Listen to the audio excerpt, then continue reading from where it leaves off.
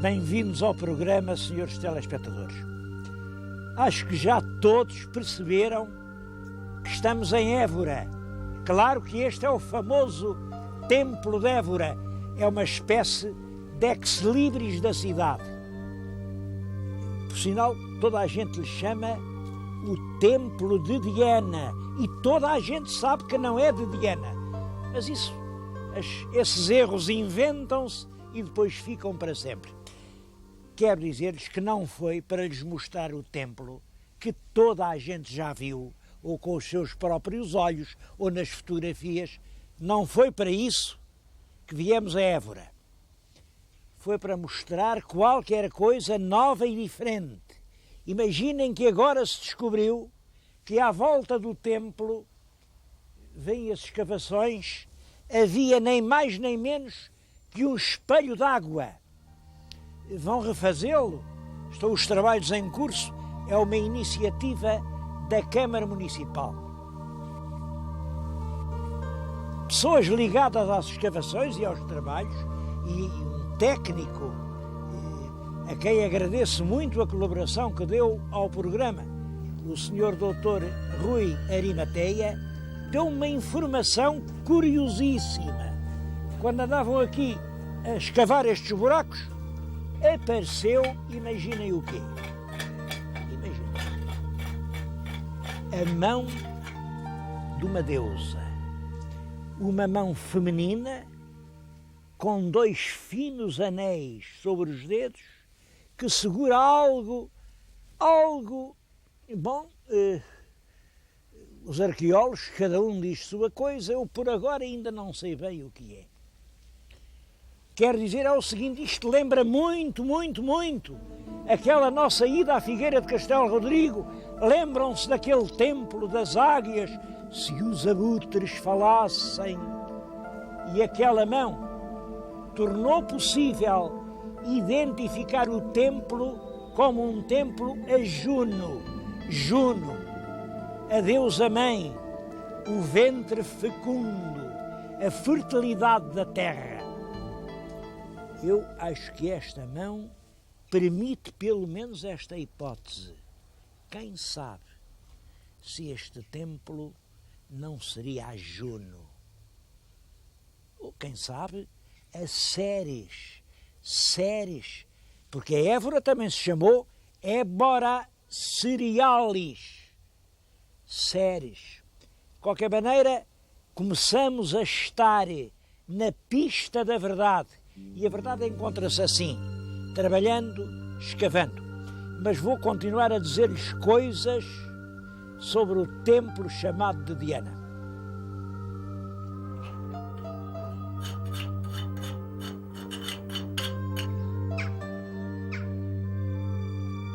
Logo a seguir ao templo romano, eu penso que o mais antigo monumento de Évora é este Paço de São Miguel. Paço de São Miguel, a que mais tarde se chamou Palácio dos Condes de Basto. Era já aqui a residência dos emires mouriscos, antes da conquista de Évora por Geraldo Sem Pavor. Portanto, foi aqui, no antigo Paço dos Emires, que se veio instalar Dom Afonso Henriques. Depois ele deu isto aos cavaleiros de Évora, porque, é claro, era uma terra de fronteira, era preciso combater rudemente, e isto esteve nas mãos dos cavaleiros de Évora, até que eles passaram para Avis, aí passámos a chamar-lhes Ordem de Avis. Isto ficou um Paço dos Reis. Aqui estiveram, por aqui passaram, Dom Sancho I, Dom Afonso II, Dom Sancho II, Dom Afonso III Bolonhês. Aqui esteve seguramente Dom Dinis, Dom Afonso IV. Aqui, até ao reinado de Dom Duarte, isto foi o Paço Real. E ainda depois disso, olhem, por exemplo, foi aqui, nesta casa, que esteve o jovem rei Dom Sebastião. Saía ali por umas escadinhas para ir à universidade. A universidade que o tio dele, Cardeal Dom Henrique, tinha fundado. é claro que depois disso, isso foi há muito tempo, o paço caiu em ruínas, isto aqui há 50 anos, era um pardieiro escalavrado, entaipado por sórdidas paredes, e estou a falar nisto porque é dos factos positivos que é preciso lembrar. Deve-se a um particular, Vasco Vilalba, ter adquirido isto num leilão, ter restaurado carinhosamente e restaurado com uma exatidão enorme esta sala em que estou a falar. Como veem, é uma sala circular, tem tetos da primitiva, quer dizer, da época do Conde de Basto. Eles estão assinados e datados. Estes tetos foram pintados por um pintor de Évora em 1578. São, portanto, contemporâneos do Camões. E é só isto. O pintor pintou no teto cenas que vêm nas metamorfoses do Ovídio, cenas que inspiraram o próprio Camões. As metamorfoses tinham sido publicadas aqui em Évora, numa tradução portuguesa, poucos anos antes, e o pintor pô-las neste teto. A pintura que chegou até hoje é rigorosamente a da época camoniana. Aliás, é muito curioso, ali, por exemplo, vem a Princesa Danae. A Princesa Danae está ligada a uma história mitológica que agora não vou contar, mas reparem como eram os navios. Eram exatamente iguais aos que levaram e trouxeram Camões da Índia. Ali está a Egina. Curioso, é uma divindade da mitologia grega que está pintada exatamente com os trajes das damas que Camões conheceu. É a Egina que abre os braços para um fogareiro em fogo. O fogo foi aquilo em que se transformou o seu amante Zeus. Mas todo o teto é um tesouro inestimável, e todo o palácio recorda essa época da história nacional. Infelizmente, é das coisas menos vistas de Évora. Mas há tanta gente que nunca vê Évora. Eu gostava um dia de fazer uma comparação. Quantos portugueses vão por ano a Badajoz comprar não sei o quê, e quantos vêm a Évora ver estas maravilhas?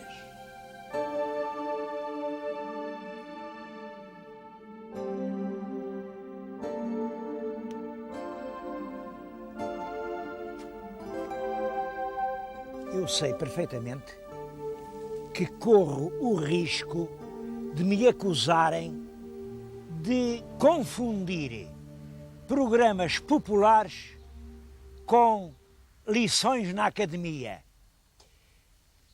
Corro realmente esse risco. Aliás, eu pergunto-me para mim se a diferença é assim tão grande, mas quero pôr aqui um problema cheio de interesse. Todos os estudiosos de Camões têm tropeçado diante de um mistério até hoje absolutamente impenetrável. Ele tem um soneto dedicado a Dom Fernando de Castro. Dom Fernando de Castro foi um dos donos deste Palácio dos Condes de Basto, e quando chega ao fim tem um terceto que é uma perfeita charada que até hoje ninguém entendeu. O soneto é este: exemplo toma nisso de Dardânia, que se a Roma com ele aniquilaste, nem por isso Cartago está contente. Bom, isto não se entende, isto não faz sentido, que diabo? Bom, devo dizer que Dardânia quer dizer Troia. Agora pensem nisto. O que aconteceu em Troia é que mandaram destruir a muralha para fazer palácios. Aqui o Dom Fernando de Castro destruiu a muralha para fazer um palácio por cima. Que, se a Roma com ele aniquilaste, o Dom Fernando de Castro foi ao templo, roubou estes bocados de colunas, aniquilou o templo de Roma e trouxe-as para aqui para enfeitar o jardim. Nem por isso Cartago está contente.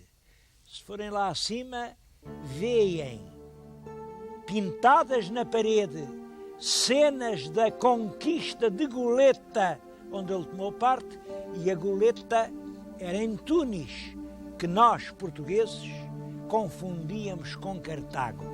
Reparem os 3 elementos do poema enigmático. Exemplo toma disto de Dardânia, deitaste abaixo os muros de Évora, que se a Roma com ele aniquilaste, roubaste as colunas do templo de Évora.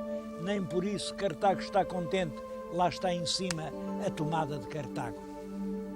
É claro, eu posso asseverar que esta seja a solução do mistério?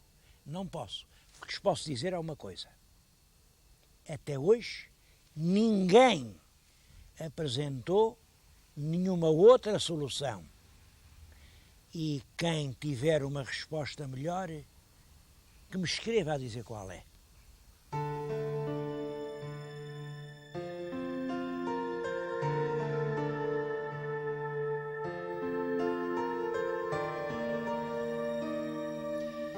Todos estes palácios, todos estes conventos em Évora foram testemunhas de dramas e de histórias, muitos dos quais hoje estão completamente esquecidos.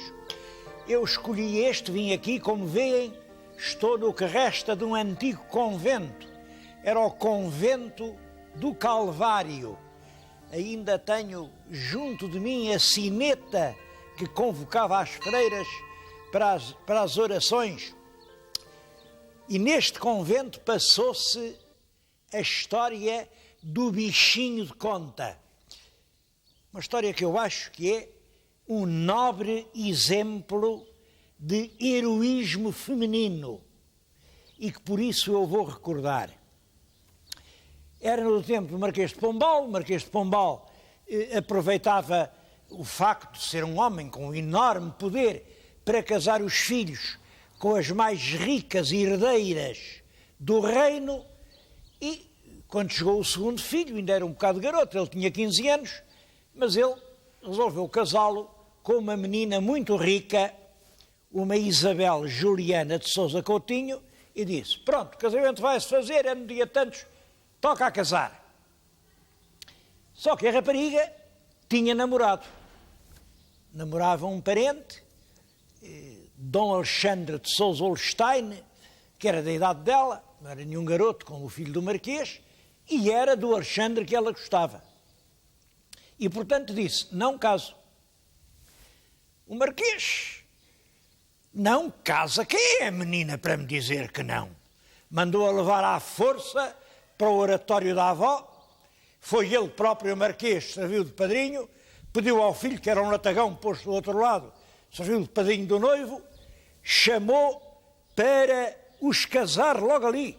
O irmão, o Monsenhor Paulo de Carvalho, que era nem mais nem menos. Ele era Monsenhor na Patriarcal, ele era o administrador da Santa Cruzada, ele era nem mais nem menos que inquisidor-mor no reino de Portugal. Era um homem de grande respeito e foi ele que os casou. Pronto, ficaram casados. Agora, quer queiram, quer não, estar casados. Só que aí a menina, a Isabelinha, disse, isso é o que vocês dizem, eu não aceito este homem. E de tal maneira se conduziu, de tal maneira furtou-se completamente, que o marido não conseguiu de todo em todo, ao fim de muitos meses, consumar o casamento. É então que o próprio Marquês de Pombal, já muito aborrecido, dizia, o que é que o rapaz há de fazer?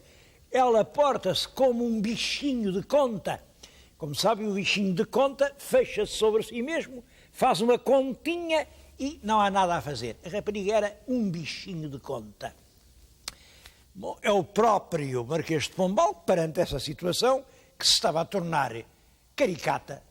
Então, que diabo, o rapaz não conseguia... Bom, e é o Marquês quem decide pedir a anulação do matrimónio com o fundamento de que não estava consumado.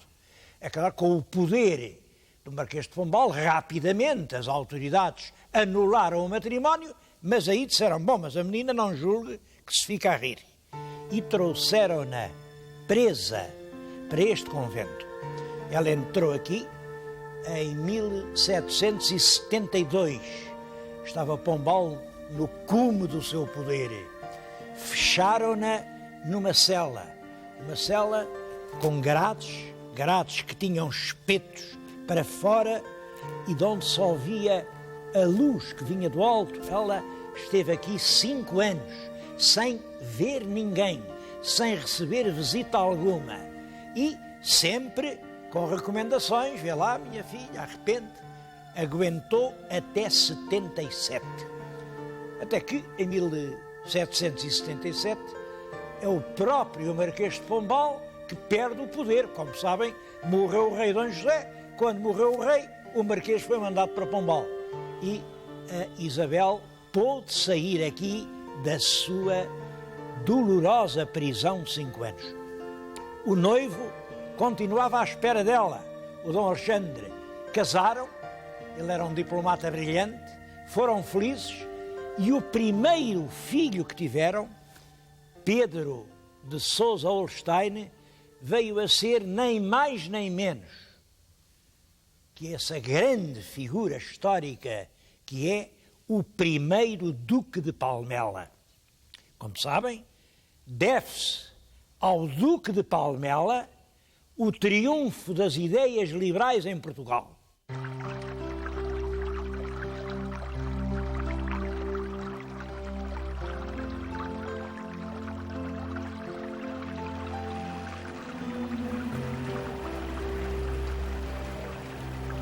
Nunca houve nem conde, nem marquês, nem duque de Évora. Évora foi sempre cidade real. E é exatamente por isso que tem um conjunto de monumentos tão surpreendente. Aqui tudo é monumental. Olhem, por exemplo, para essa janela. Chamam-lhe Janela do Garcia de Rezende. Vale a pena falar em Garcia de Rezende. Garcia de Rezende é uma das personagens mais fascinantes da primeira metade do nosso século XVI. Ele foi, chamava-se moço da escrivaninha do rei Dom João II, isso quer dizer secretário particular. Bom, mas além disso, era um artista, era debuxador, era ele quem desenhava, era ele quem organizava as festas, mas principalmente deve-se-lhe o cancioneiro geral. Ele, durante toda a vida, foi recolhendo mais de 1000 poemas de centenas de poetas, uns melhores, outros piores, naturalmente, mas devemos ao Garcia de Rezende poder fazer uma ideia clara da evolução da lírica portuguesa durante todo o século XV até o meado do século XVI. E escreveu, além disso, ele próprio, a Miscelânea. A Miscelânea é um dos meus livros prediletos, porque eu não digo que seja assim um livro muito inspirado, mas é um livro que revela uma coisa muito importante. Garcia de Rezende tinha a consciência da mudança. Ele percebeu que viveu numa época em que o mundo se transformava completamente. E na Miscelânea, um longo poema, tem mais de 3000 versos. Estou aqui numa capela que ele fez construir para lhe servir de sepulcro. Esta lousa funerária foi desenhada por ele próprio. Aqui em cima diz Sepultura de Garcia de Rezende. E tudo isto, meu Deus, está num estado. Então, é este o caso que a gente faz dos monumentos dos nossos grandes escritores. Isto é uma peça única em Portugal. Isto é uma das joias da nossa civilização. Eu às vezes faço estes apelos, uma vez ou outra sou ouvido, mas, senhores, olhem por isto, por amor de Deus, olhem por isto.